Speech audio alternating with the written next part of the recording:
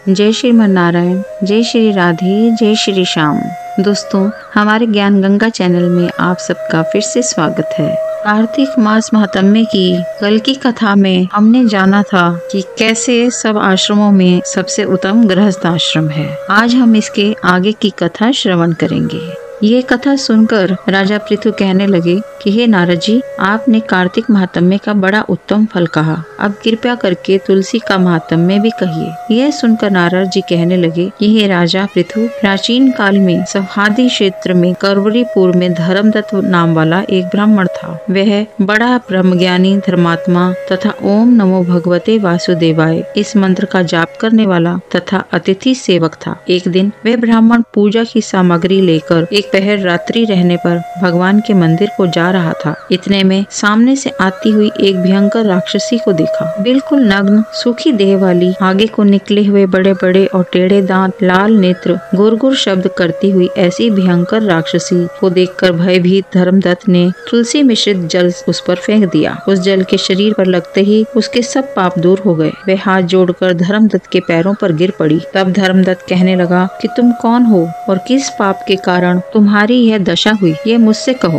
वह कहने लगी कि सौराष्ट्र देश में भिक्षुक नाम का एक ब्राह्मण था। उसकी मैं पहले पत्नी थी और कलह मेरा नाम था। मैं ना तो कभी अपने पति से मीठे वचन बोलती और ना ही उसको खाने के लिए अच्छे फल और भोजन देती थी। यह देखकर जब मेरे पति ने दूसरे विवाह का निश्चय किया तो क्रोध में आकर मैंने विष खाकर अपना शरीर त्याग दिया। तब यमदूत मुझको बांधकर यमराज के पास ले गए। तत्पश्चात यमराज को चित्रगुप्त मेरे अच्छे तथा बुरे कर्मों को बताते हुए बोले कि महाराज, उसने कभी कोई शुभ कर्म नहीं किया, सदैव अपने पति के साथ द्वेष करती रही। यह सुनकर यमराज ने आज्ञा दी, क्योंकि यह जिस पात्र में भोजन बनाती थी उसी में खाती थी, इसीलिए इसको अपनी संतान को खाने वाली बिल्ली की योनि में भेजा जाए। यह अपने पति के साथ द्वेष रखती थी, इसलिए यह विष्ठा खाने वाली शुक्री की योनि में जाए। इसने आत्महत्या की है, इसीलिए प्रेत योनि में जाए। सो महाराज, मैं 500 वर्ष से इसी योनि में फिर रही थी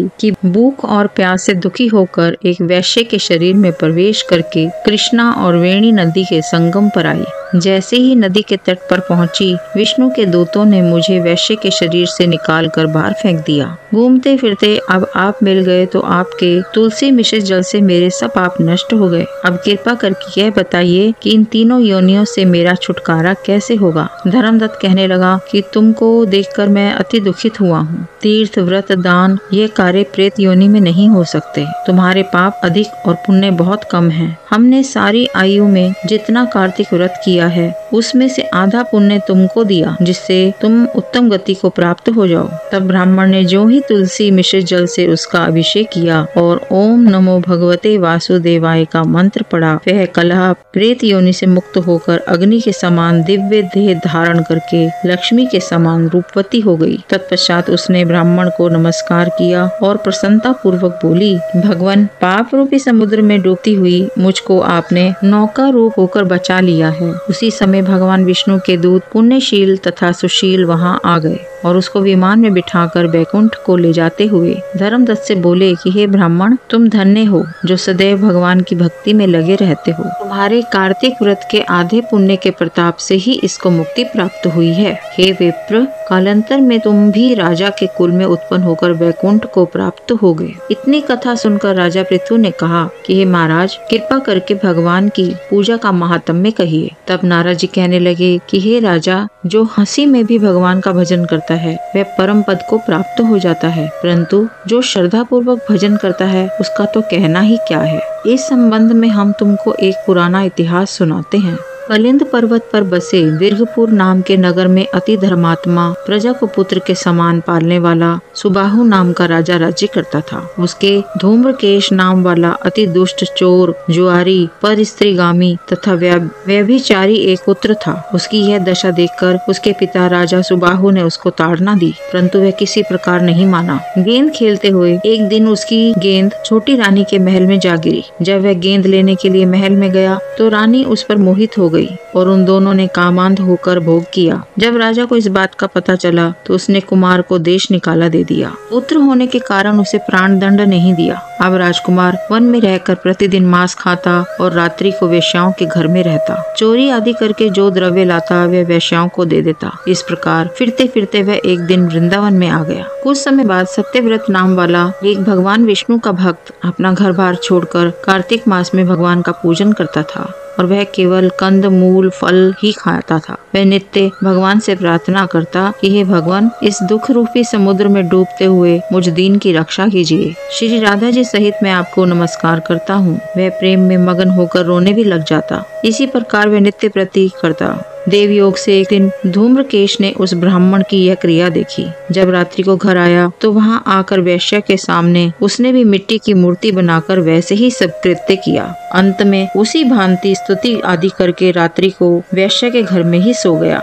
देव योग से राजा के दूत भी उसी समय वहाँ आ गए और उनके हाथ से धूम्रकेश वहाँ मारा गया और यमदूत उसको महापापी समझकर मारते हुए पकड़कर उसको यमराज के पास लाए। उसको देखते ही यमराज खड़े हो गए तथा उसको पाद्य अर्घ आदि प्रदान किया। फिर उसने अपने दूतों से कहा कि तुमको धिक्कार है, जब तुमसे हमारा कहना है कि विष्णु भक्तों को यहाँ पर मत लाओ, फिर धूम्रकेश को यहाँ पर क्यों लाए? उसने चाहे हास्य से ही कार्तिक मास का व्रत वृंदावन धाम में किया, मगर फिर भी यह वैकुंठ में जाने के योग्य है। यमराज पुनः धूम्रकेश से बोले कि भगवान की भक्ति 9 प्रकार की है। उनकी कथा सुनने से राजा परीक्षित, कीर्तन से शुकदेव, स्मरण से प्रहलाद, पाद सेवा से लक्ष्मी, पूजा से पृथु, वंदना से अक्रूर, दास भाव से सुग्रीव, मित्र भाव से अर्जुन, आत्म निवेदन से राजा बलि जिस प्रकार परम पद को प्राप्त हुए हैं, उसी प्रकार तुमने भी चाहे हास्य से ही भगवान की पूजा की, मगर फिर भी तुम स्वर्ग के अधिकारी हो। यद्यपि तुम अपने कर्मानुसार पहले नरक के अधिकारी थे, मगर अब वैकुंठ के अधिकारी हो। कार्तिक मास में की गई भगवान की पूजा व्यर्थ नहीं जा सकती। जहाँ पर भगवान शालिग्राम है, वहाँ पर ही गंडकी नदी और सब तीर्थ हैं। तब धूम्रकेश यमराज से पूछने लगा कि भगवान सब नदियों को छोड़कर गंडकी को कैसे प्राप्त हुए? यमराज कहने लगे कि किसी समय वेदशिरा नाम के ऋषि सब लोगों के हित के लिए गंगा तट पर तपस्या कर रहे थे। उस रमणीक स्थान में उनके तप से इंद्र अत्यंत भयभीत हुआ और उनकी तपस्या को भंग करने के लिए मंजुघोषा नाम वाली अप्सरा को भेजा। मंजुघोषा वन में क्रीड़ा करती हुई अपने यौवन तथा रूप का प्रदर्शन करके अनेक हाव भाव दिखाने लगी। उसी समय मंजुघोषा ने मुनि के चरण का स्पर्श किया तो ऋषि के रोमांच खड़े हो गए। उस समय मंजुघोषा ने ऋषि को अपने वश में जानकर उनके गले में अपनी भुजाएं डाल दी। तब ऋषि ने क्रोधित होकर श्राप दिया कि तुम क्योंकि मुझे इस संसार सागर में डालने को उद्यत हुई हो, सो तुम नदी बन जाओ। तब मंजुघोषा कहने लगी, हे मुने, मैं श्राप योग्य नहीं हूँ, आप मुझे क्षमा कर दीजिए। तब मुनि कहने लगे कि जिस समय विष्णु वृंदा के श्राप वश शिला रूप होकर तुम में गंडकी नदी में स्थित होंगे, तब तुम भगवान को धारण करने वाली होगी, अतः तुम्हारा श्राप वरदान से भी अधिक श्रेष्ठ होगा। यमराज कहने लगे कि हे राजकुमार, अब तुम विष्णु लोक को जाओ। तब धूम्रकेश सुंदर विमान में बैठकर वैकुंठ लोक को चला गया। राजा पृथु कहने लगे कि हे नारद जी, आप सर्वज्ञ हैं, इसलिए संतान की वृद्धि करने वाला तथा सब प्रकार सुख देने वाला कोई व्रत कहिए। तब नारद जी ने कहा, हे राजन, इसके लिए मैं महाविद्या, महामाया, महामेधा, महासमृद्धि, महामोह, महादेवी, महाईश्वरी तथा सर्व ईश्वरी अहोई देवी का व्रत तुमसे कहता हूँ। राजा ने पूछा, महाराज, यह व्रत कब और कैसे किया जाता है तथा यह अहोई देवी कैसे उत्पन्न हुई? तब नारद जी कहने लगे कि एक समय कलयुग में बड़ा भारी दुर्भिक्ष पड़ा तथा महामारी से बहुत सी अकाल मृत्यु हुई। तब सब लोग एकत्रित होकर उस विपत्ति के निवारण का उपाय सोचने लगे। अंत में निश्चय कर कार्तिक कृष्ण सप्तमी को सबने व्रत रखा। व्रत करते समय सायंकाल चामुंडा देवी हाथ में मुंड लिए हुए प्रकट हुई और कहने लगी कि हम रुद्र सहित विहार करने के लिए यहाँ पर आ गए हैं, परंतु सारे संसार में पाप छाया हुआ है। ब्राह्मण, वेदहीन, क्षत्रिय, असमर्थ तथा वैश्य तथा शूद्र धर्म रहित हो गए हैं। स्त्रियों ने पतिव्रत धर्म छोड़ दिया है, इसीलिए सब लोग अहोई देवी का व्रत करो। कार्तिक कृष्ण सप्तमी तथा अष्टमी को बाल, वृद्ध और रोगियों को छोड़कर सबको यह व्रत करना चाहिए। सारे दिन भोजन न करके सायंकाल अहोई देवी, जो कि मेरा ही नाम है, पूजन करना चाहिए। अपने मकान को गोबर और मिट्टी से लीपे। द्वार पर 4 रंगों काला, पीला, हरा और लाल, इन सब रंगों से मेरी मूर्ति बनावें। अच्छे सुंदर पकवान बनाकर मेरी पूजा करें। तभी एक धीवर की स्त्री कहने लगी, हे माता, हम नीच लोगों का कर्तव्य भी बतलाएं। तब देवी ने कहा कि तुम लोग मेरे भक्त हो, सो सब लोग मेरा पूजन करके तेरी संतान को पूजेंगे तो उनकी पूजा सफल होगी, अन्यथा नहीं। मेरी पूजा के बाद कुम्हारिन तथा मालिन की पूजा होगी। ऐसा कहकर देवी अंतर ध्यान हो गई। नारद जी कहने लगे कि हे राजन, इस प्रकार देवी के कथनानुसार सब ने व्रत और पूजन किया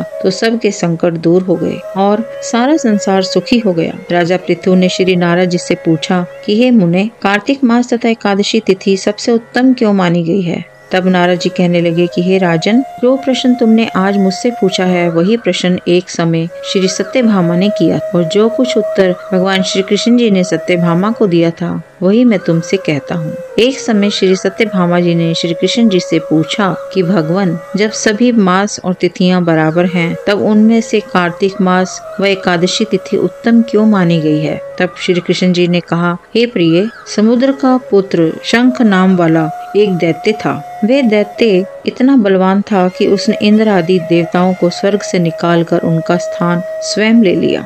सब लोग उसके डर के मारे अपने बाल बच्चों सहित पर्वतों की कंदराओं में चले गए। तब उस दैत्य ने सोचा कि मैंने देवताओं का स्थान तो ले लिया, लेकिन वे जीते नहीं गए हैं। सो ऐसा प्रतीत होता है कि देवता वेद मंत्रों से ही बलवान हैं, इसीलिए मंत्रों सहित वेदों को हर ले जाऊं। जब उसने ऐसा विचारा तो वेद डर के मारे समुद्र में चले गए। तब ब्रह्मा आदि सभी देवता संसार को वेदहीन समझकर भगवान विष्णु की शरण में गए और उनको जगाने के लिए गीत वाद्य आदि क्रियाएं की। भगवान के जागने पर आह्वान, आसन, आधे, अर्ध, आचमन, स्नान, वस्त्र, यज्ञोपवीत, चंदन, पुष्प, धूप, दीप, नैवेद्य, पान, प्रदक्षिणा और नमस्कार, इन सब सामग्रियों से भगवान का पूजन किया। तब भगवान प्रसन्न होकर देवताओं से कहने लगे कि हे देवताओं, हम तुमसे अति प्रसन्न हैं, अतः शंख आदि दैत्यों को मारकर चारों वेदों को ले आएंगे। परंतु आज से वेद बीज मंत्रों सहित कार्तिक मास में जल में रहेंगे। अतः कार्तिक मास में जो कोई जल में स्नान करेगा को यज्ञ के अंत के समान फल मिलेगा और उसके समस्त विघ्न दूर हो जाएंगे। आप लोगों ने क्योंकि एकादशी के दिन हमको जगाया है, अतः सब तिथियों में एकादशी अधिक मान्य होगी। कार्तिक तथा एकादशी के व्रत हमको अति प्रिय हैं। नारद जी कहते हैं, राजन, इतना कहकर भगवान मछली का रूप धारण कर विंध्याचल में निवास करने वाले कश्यप जी की अंजलि में आ गए। कश्यप जी ने उनको कमंडल में डाल दिया। जब कमंडल भर गया तो मत्स्य रूप होकर भगवान कहने लगे कि हमको कोई बड़ा स्थान दो। तब कश्यप जी ने घड़ा दिया। घड़ा भी भर गया तो उन्होंने कुएं में छोड़ दिया, परंतु भगवान धीरे धीरे बढ़ते रहे तो कश्यप जी ने उनको समुद्र में डाल दिया। जब भगवान समुद्र में भी बढ़ने लगे तब मत्स्य अवतार भगवान शंखासुर दैत्य को मारकर बद्री नारायण के आश्रम पर आए। यहाँ आकर भगवान ने देवताओं से कहा कि हमने शंखासुर को मार दिया है। साथ ही ऋषियों से कहा कि आप लोग जाकर समुद्र में से वेदों को ढूंढ लो, तब तक हम देवताओं सहित प्रयाग में निवास करेंगे। तब ऋषियों ने वेदों के 6 अंगों छंद, व्याकरण, कोश, वैदक, ज्योतिष और स्मृति सहित तपोबल द्वारा समुद्र में से ढूंढ निकाला। जिस वेद का जो भाग जिस ऋषि को मिला, तब से वह भाग उसी ऋषि का माना गया। फिर सब ऋषि इकट्ठे होकर देवताओं के पास आए। तत्पश्चात ब्रह्मा आदि देवताओं ने यहाँ पर अश्वमेघ यज्ञ किया। तब से प्रयाग तीर्थराज कहा जाने लगा। यहाँ पर स्नान, दान, यज्ञ आदि करने से अनेक जन्मों के पाप नष्ट हो जाते हैं। आज की कथा यहीं तक। शेष कथा कल इसी चैनल पर। जय श्री राधे, जय श्री श्याम, जय श्रीमन नारायण।